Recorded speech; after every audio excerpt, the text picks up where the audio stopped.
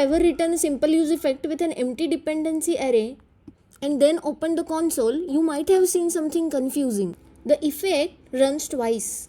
And your first thought is usually, wait, why React is doing this? Because an empty dependency array should run the effect only once. So, is this a bug or something else is happening? Let's look at a simple example. Here we have a very simple effect. It just logs message to the console. And since the dependency array is empty, this effect should run only when the component mounts, which means once. But when we check console, it runs twice. So what's causing this?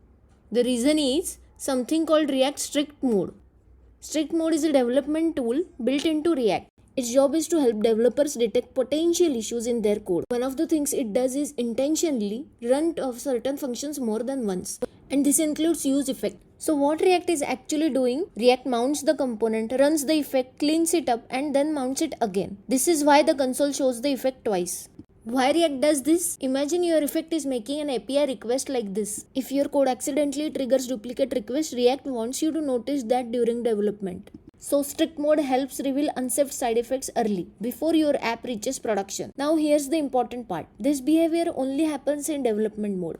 When you build your React app for production, the effect runs normally. That is only once. So seeing if use effect run twice is not a bug, it's React helping you to catch potential problems. So remember this, if your use effect runs twice, check whether your app is wrapped in React strict mode. React intentionally runs effects multiple times in development to help detect unsafe side effects. If you are learning React and want simple explanations like this, consider subscribing.